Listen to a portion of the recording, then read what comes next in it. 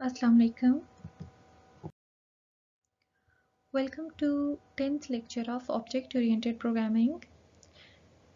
आज हम Object Oriented Programming में एक बहुत ही important concept को study करेंगे, which is polymorphism.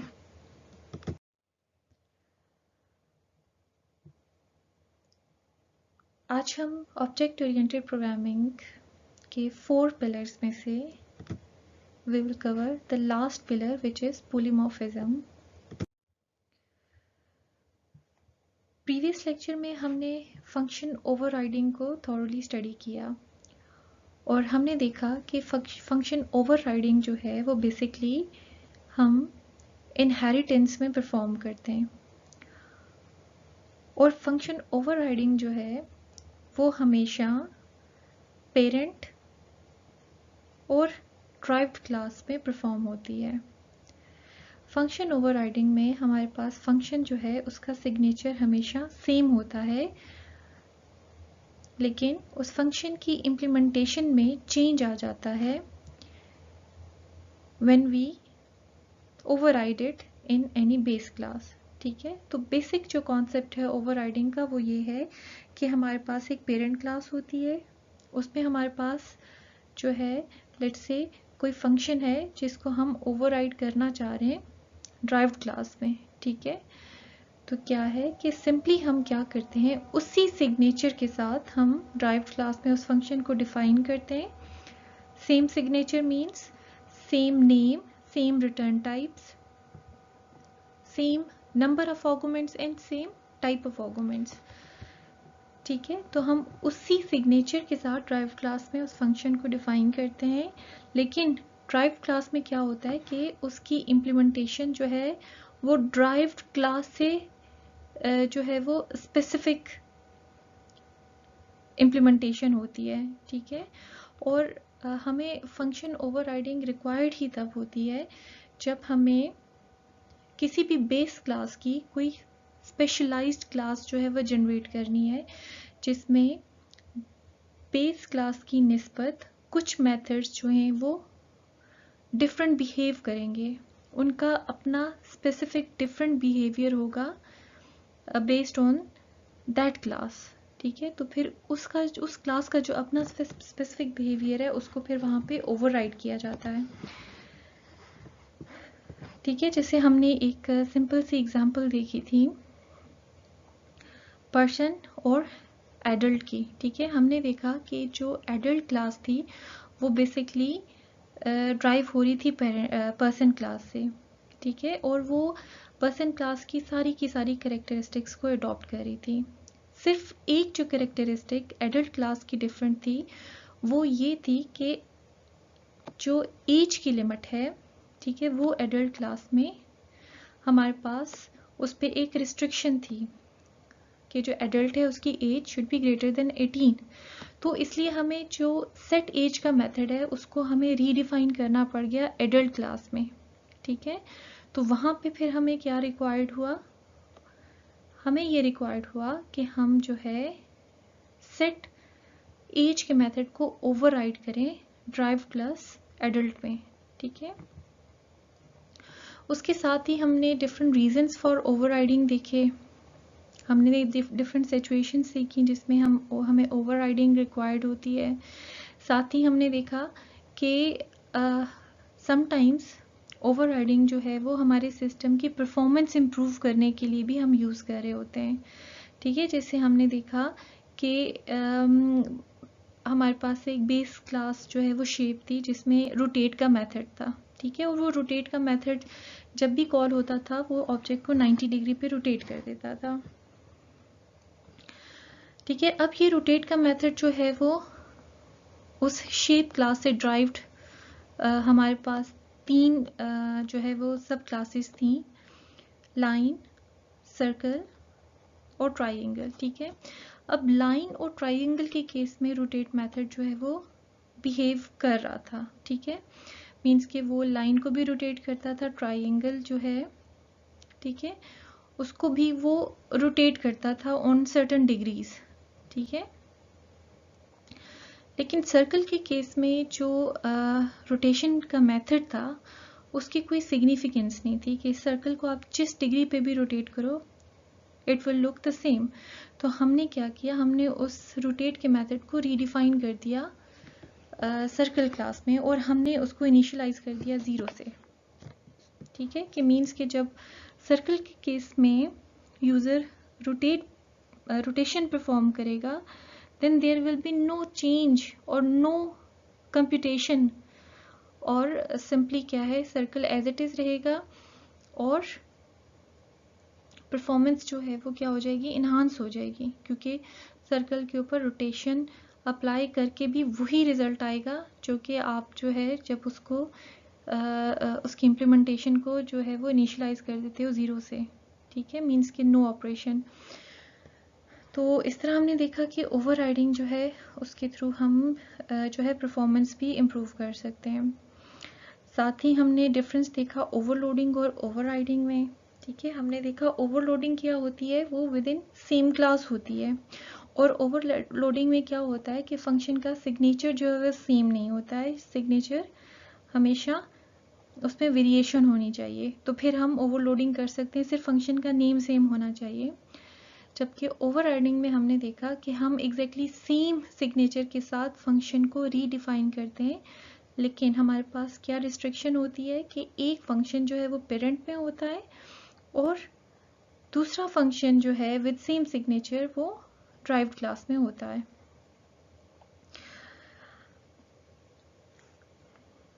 इसी तरह हमने प्रोटेक्टेड एक्सेस स्पेसिफायर का कॉन्सेप्ट देखा, और हमने देखा कि ऐसे वेरिएबल्स, ऐसे मेथड्स या ऐसी प्रॉपर्टीज़ जिनको हम सिर्फ ड्राइव्ड क्लास में एक्सेस करना चाहते हैं और उसके अलावा आउटसाइड द क्लास हम उसके ऑब्जेक्ट से उसको एक्सेस नहीं करना चाहते, तो हम इस तरह के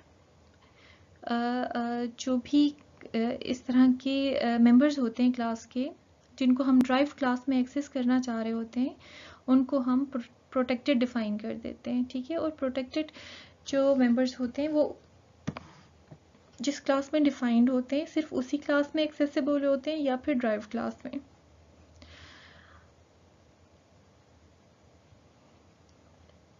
सिमिलरली हमने implementation of function overriding in C sharp देखा, जिसमें हमने एक सिंपल डेमोन्स्ट्रेशन के साथ देखा कि हम किस तरह से सी शार्प के अंदर जो है वो ओवरराइडिंग के कॉन्सेप्ट को इम्प्लीमेंट कर सकते हैं और उसका क्या सिग्निफिकेंस है, उससे जो है वो हमारे पास किस तरह के रिजल्ट्स ड्राइव होते हैं।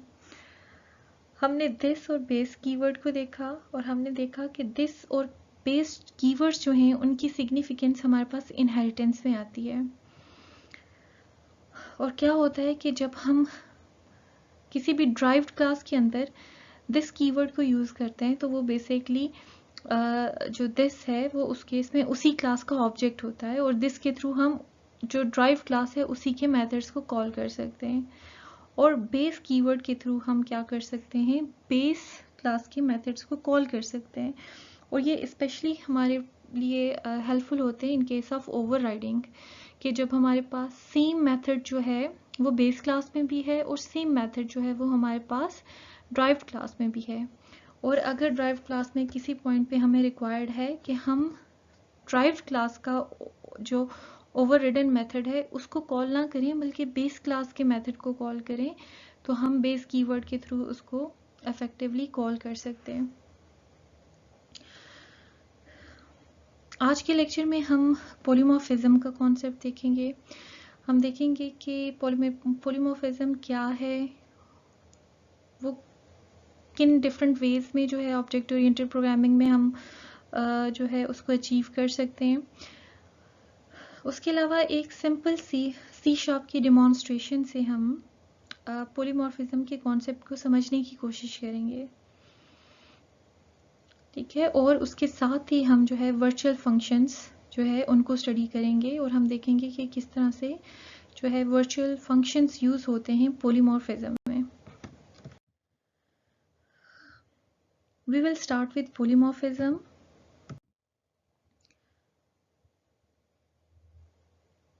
हम polymorphism की एक जर्नल डेफिनेशन देख लेते हैं।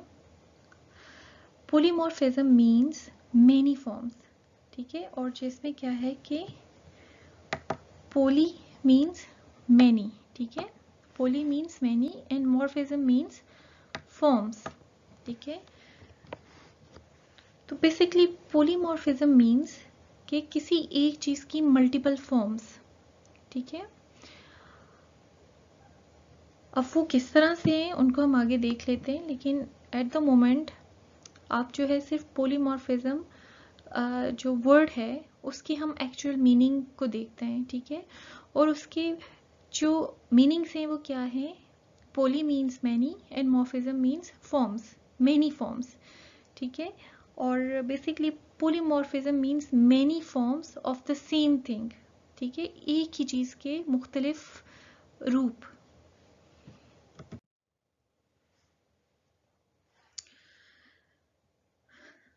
जब हम पोलीमॉर्फिज्म की बात करते हैं तो हमारे पास पोलीमॉर्फिज्म की जो है वो दो मेन टाइप्स आ जाती हैं, ठीक है। एक है कंपाइल टाइम और स्टैटिक टाइम पोलीमॉर्फिज्म और दूसरी है डायनेमिक और रन टाइम पोलीमॉर्फिज्म।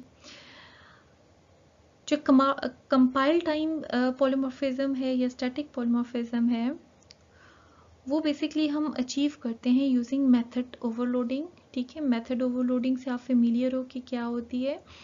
तो उसमें देखो क्या है कि वो again it is a type of polymorphism. जैसे हमने बात की ना कि polymorphism means many form of the same thing, तो आप देखो कि ओवरलोडिंग में भी क्या है कि सेम फंक्शन, सेम नेम का फंक्शन होता है और वो डिफरेंट सिग्नेचर्स के साथ डिफरेंट फंक्शनैलिटी परफॉर्म कर रहा होता है, ठीक है। इसीलिए उसको क्या कहा जाता है, स्टैटिक या कंपाइल टाइम पोलीमॉर्फिज्म, ठीक है।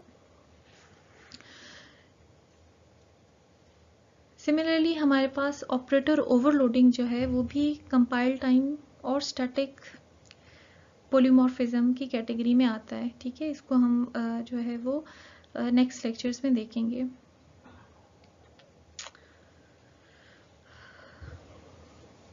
ओके, आज के लेक्चर का जो हमारा मेन फोकस है वो ये है रन टाइम और dynamic polymorphism. This can be achieved by using virtual functions, ठीक है। तो क्या है कि जो हमारे पास रन टाइम या डायनामिक पॉलीमॉर्फिज्म है वो हम वर्चुअल फंक्शंस के थ्रू अचीव करते हैं ऑब्जेक्ट ओरिएंटेड प्रोग्रामिंग में, ठीक है। अब वर्चुअल फंक्शंस क्या हैं उनको हम आज के लेक्चर में जो है वो थॉरोली देखेंगे एंड आई होप कि आपको क्लियर हो जाएगा कि वर्चुअल फंक्शंस क्या हैं और उनको वर्चुअल फंक्शंस क्यों कहते हैं, ठीक है। This is called runtime or dynamic because compiler determines at runtime which method needs to be called. अब ये जो स्टेटमेंट है ना, ये आपको जो आज हम एग्जाम्पल और सी शार्प की डिमॉन्स्ट्रेशन करेंगे उसके बाद आपको ये जो स्टेटमेंट है वो क्लियर होगी, ठीक है, कि किस तरह से, ठीक है, कि रन टाइम या डायनामिक पोलीमॉर्फिज्म जो है वो एट रन टाइम्स डिटरमाइन करती है कि किस मेथड को कॉल करना है, ठीक है। अभी हम इन्हीं टाइप्स को थोड़ा सा पिक्टोरियल फॉर्म में देख लेते हैं। आप देखो क्या है कि पोलीमॉर्फिज्म की हमारे पास दो मेन टाइप्स आ जाती हैं, compile time polymorphism and run time polymorphism, ठीक है। कंपाइल टाइम में आप देखो फंक्शन ओवरलोडिंग है और ऑपरेटर ओवरलोडिंग है। मैंने जैसे आपको पहले भी बताया था कि we will cover this concept of overloading in our next lectures. आज हम जो है वो रन टाइम पोलीमॉर्फिज्म को देखेंगे जो कि हम बेसिकली वर्चुअल फंक्शन के थ्रू जो है वो अचीव करते हैं।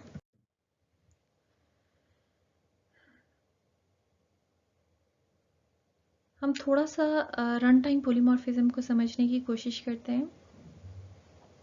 It is basically related to inheritance, ठीक है। अब इनहेरिटेंस में क्या होता है, inheritance lets us inherit attributes and method from another class, ठीक है। अब इनहेरिटेंस जो है उसमें क्या होता है कि जो हमारी ड्राइव्ड क्लास होती है वो बेस क्लास के जो है वो एट्रीब्यूट्स और मेथड को इनहेरिट कर रही होती है, एक्सटेंड कर रही होती है, ठीक है। Polymorphism uses those methods to perform different tasks. This allows us to perform a single action in different ways, ठीक है। अब polymorphism क्या है कि ये बेसिकली हम यूज़ करते हैं इनहेरिटेंस में, जहाँ हमारे पास एक बेस क्लास है और हमारे पास ड्राइव्ड क्लास है, ठीक है। और हमने देखा कि जो ड्राइव्ड क्लास होती है वो बेस क्लास के सारे फंक्शंस को इनहेरिट कर रही होती है, ठीक है, एक्सटेंड कर रही होती है। तो पॉलीमॉर्फिज्म जो है वो बेसिकली इस चीज़ से डील करती है कि हम रन टाइम पे, ठीक है, बेस्ड ऑन यूज़र इनपुट हम ये डिसाइड कर सकते हैं कि अब हमने जो है वो पेरेंट क्लास का मेथड कॉल करना है या हमने चाइल्ड क्लास का मेथड कॉल करना है, ठीक है। मींस कि यूज़र की इनपुट पे रन टाइम पे, जैसे हमने देखा ना कि हमारे पास दो क्लासेस थी, एक पर्सन थी और उससे ड्राइव क्लास हमारे पास एडल्ट थी, और दोनों क्लासेस के अंदर हमारे पास एक मेथड था सेट एज का, ठीक है।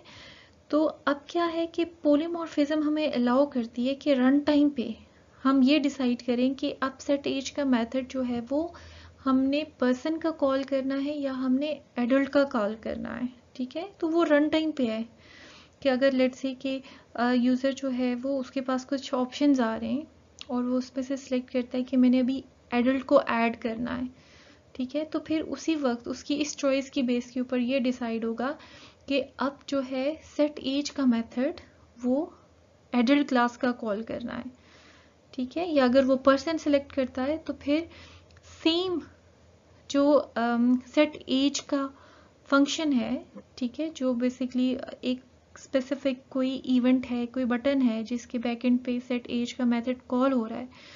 तो अगर रन टाइम पे जो यूज़र है वो कहता है कि अब पर्सन को ऐड करना है, तो सेम बटन जो है अब वो पर्सन क्लास का सेट एज का मेथड कॉल करेगा, ठीक है। तो एनीवेज इस तरह से पॉलीमॉर्फिज्म जो है वो काम करती है और वो इनहेरिटेंस में काम करती है। ये फर्दर आपको जो है अभी जब हम C# में एक छोटी सी डेमोन्स्ट्रेशन जो है वो देखेंगे तो आपको क्लियर हो जाएगा।